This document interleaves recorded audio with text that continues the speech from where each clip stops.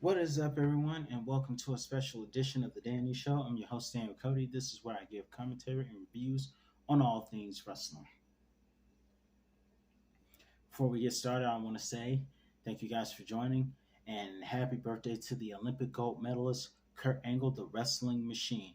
Be sure to check out my community posts, and also, I want to ask you guys what is your all time favorite Kurt Angle match? And if you want to see some of my favorites, you can go and watch what I did last year in my review on my top 10 favorite Kurt Angle matches right there. So, with that being said, let's talk about what happened tonight on an episode of Friday Night Smackdown. We opened up the show tonight with the Usos taking on the Brawling Brutes, Sheamus and Butch, formerly known as Pete Dunne, and it was a great match. We saw 14 beats of the Balor from Sheamus and 25 plus from Pete, now known as Bush. We saw him do a moonsault. We saw Sheamus do a super white noise from the ropes as well as on the apron. However, despite the great performance by the Brawling Brutes, it was the Usos that would come away doing the 1D, I believe, to Butch for the victory. And backstage, they celebrated.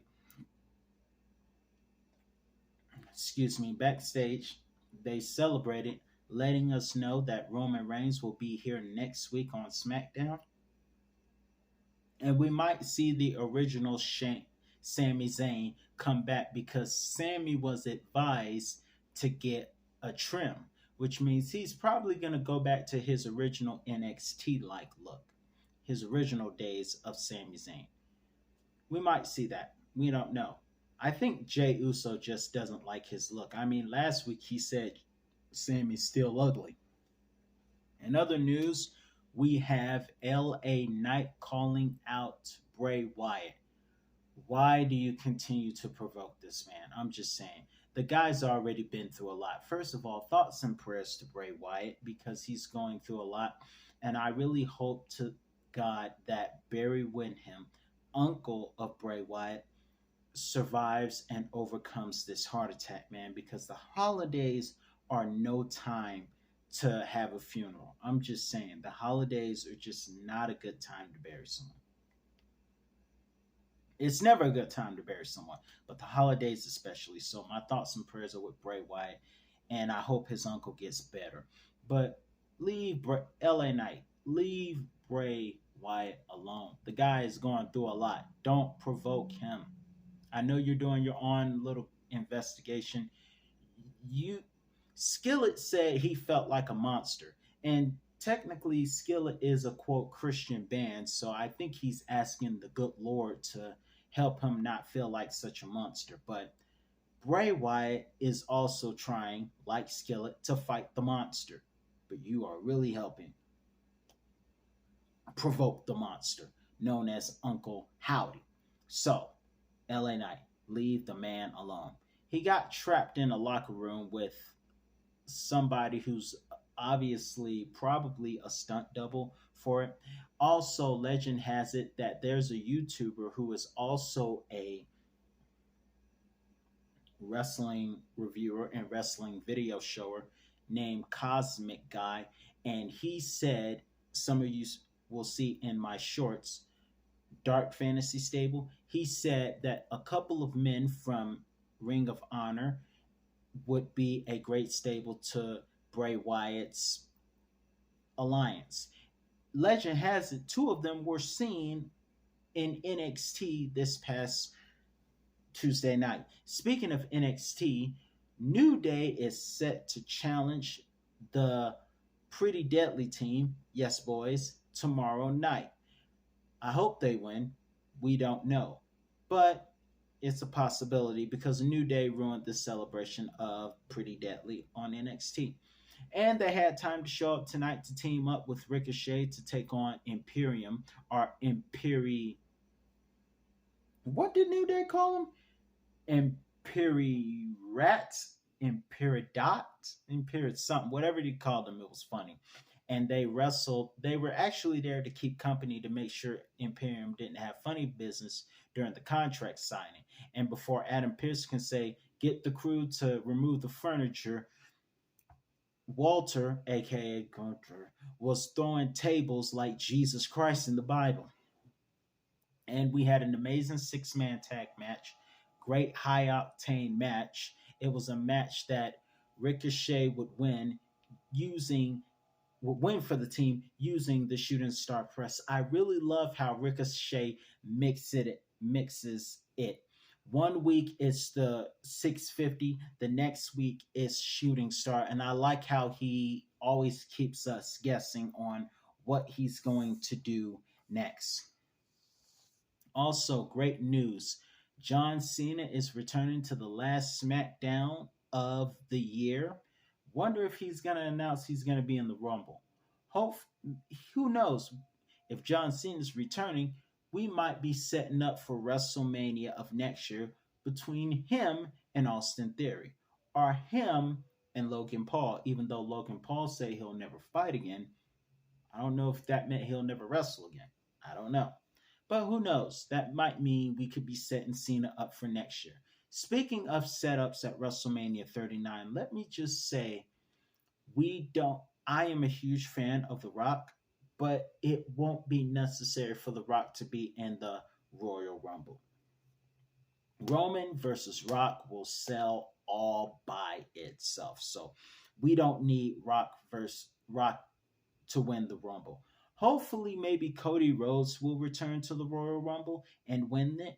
And who knows? We might get Cody Rhodes versus Roman one night and The Rock versus Roman second night. Who knows? Never know. Someone else had that idea. This is not all of my ideas, but someone else posted an amazing idea, so I can't take all the credit for that. But in any event, really interested to see what happens next. We saw Zelina Vega and Legado del Fantasma. They were set to defeat again. No, they were set to face off against the Raiders. By the way, I did not know Wade Barrett knew all the Aaliyah songs. I mean, we all saw that Zelina Vega was rocking the Aaliyah look, and obviously Wade knew of an Aaliyah song because Zelina Vega was dressed up like Aaliyah was from that video, Try Again, which is the soundtrack to Romeo Must Die, which was an awesome movie, by the way. I can name a couple songs: Back and Forth, At Your Best, Try Again, One in a Million, Age is Just a Number. Everyone wants to forget that last one. But in any event, I can name a couple. I'm surprised Wade Barrett could, and I'm even surprised that Michael Cole knows some R&B songs. That's interesting. But in any event, before we could get the tag team match going, Hit Row comes in and wrecks everybody because Hit Row is tired of being walked around. Next week, we're going to have a triple threat tag match between Hit Row, Legado del Fantasma, and the Raiders. And there's going to be a woman in each corner. Sarah Logan for Raiders, Vega for Fantasma, and BFAB for Hit Row. We also have the tag match between Liv Morgan and Tegan Knox, aka Lady Kane, facing off against Ronda Rousey and Shayna Killer. Also, the match did not last long. It was a SmackDown short that saw Tegan Knox win using the Shining Wizard on Shayna Baszler, giving Liv Morgan the chance to make the pin thanks to a distraction from Raquel on the outside, who had a broken elbow. As tonight we learned that Shayna and Rousey are the reason for the broken hand that Shotzi Blackheart has. Last but not least, I think I covered everything. Let's talk. First of all, I thought the Jason Jordan angle was gone. That's not his real kid. Why are we still doing that? Nobody liked that. At first, I did not know why everybody had heat with Jason Jordan. When he was with Chad Gable, they were awesome together. But ever since he played the angle as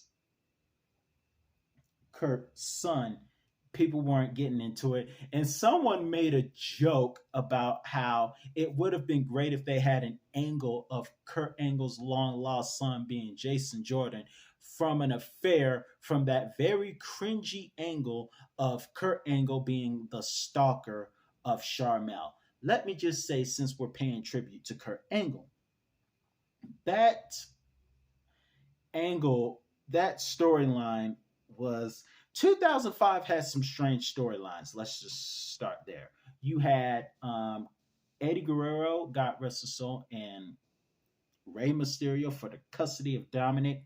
I wish Eddie was alive to slap some sense into Simp 19 Lockhold Dom.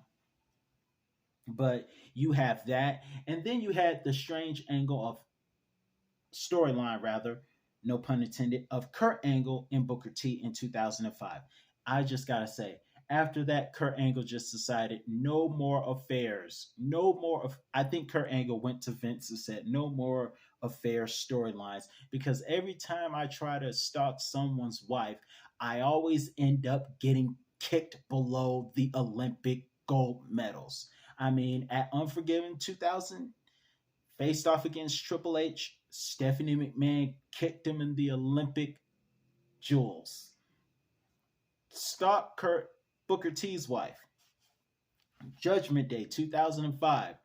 Kurt got ended up getting cuffed and kicked in the Olympic jewels. I think Kurt Angle said no more. Okay, I'm not. I'm gonna find my.